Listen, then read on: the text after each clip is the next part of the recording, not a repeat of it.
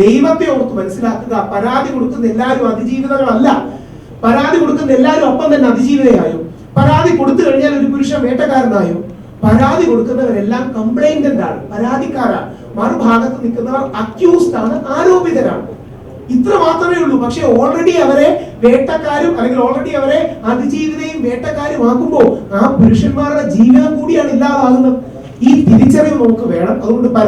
അതുകൊണ്ട് കൂടിയാണ് ഹൈക്കോടതി ആദ്യമായി ഇന്ത്യയുടെ നീതിന്യായ ചരിത്രത്തിൽ 75 വർഷങ്ങളുടെ നമ്മുടെ നീതിന്യായ ചരിത്രത്തിൽ കേരള ഹൈക്കോടതി 1.5 മാസം മുമ്പാണ് ആദ്യമായിട്ടൊരു വിധിന്യായത്തിൽ എഴുതി വെക്കുന്നത്. ചുമ്മാ ഒബിറ്റർ ഡിക്റ്റല്ല, പറഞ്ഞു പോണതല്ല, വിധിന്യായത്തിൽ എഴുതി വെച്ചിരിക്കുകയാണ് ഈ അക്യൂസ്ഡ് ആയ പുരുഷന്മാർക്കും റൈറ്റ്സ് ഉണ്ട്, പ്രിവസിക്കും. അക്യൂസ്ഡ് ആയ പുരുഷന്മാർക്കും, രാഹുൽ ഈശ്വറിന്റെ വാക്കുകളല്ല, ബഹുമാനപ്പെട്ട ഹൈക്കോടതിയുടെ വാക്കുകളാണ്.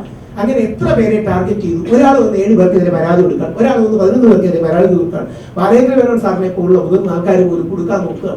ഇതിനൊരു അവസാനം വേണ്ടേ?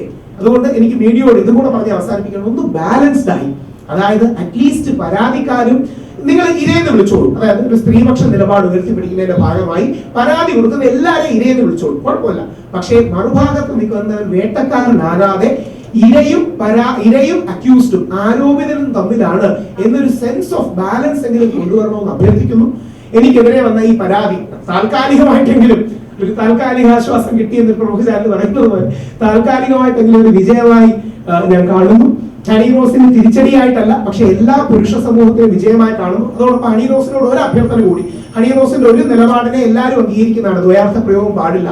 ഈ പുരുഷ കമ്മീഷന് വേണ്ടിയുള്ള നീക്കത്തിന് ഹണി റോസിന്റെ പിന്തുണയും അഭ്യർത്ഥിക്കുന്നു. ഹണി റോസ് അടക്കമുള്ള സ്ത്രീപക്ഷത്തും സ്ത്രീകൾക്ക് വേണ്ടി പോരാടുന്നവർക്കും അവരുടെ എല്ലാ പോരാട്ടങ്ങളെയും ബഹുമാനത്തോടെ കണ്ടുകൊണ്ട് ഈ മെൻസ് കമ്മീഷൻ അല്ലെങ്കിൽ കമ്മീഷൻ ഫോർ മെൻ, പുരുഷ കമ്മീഷന് ഹണി റോസിന്റെ അടക്കമുള്ള പിന്തുണ അഭ്യർത്ഥിക്കുന്നു. ഏറ്റവും പുതിയ വാർത്തകളും വിശേഷങ്ങളും വിരൽ തുമ്പിലറിയാൻ സീ മലയാളം ന്യൂസ് എല്ലാ ഡിജിറ്റൽ പ്ലാറ്റ്ഫോമുകളിലും ലഭ്യം.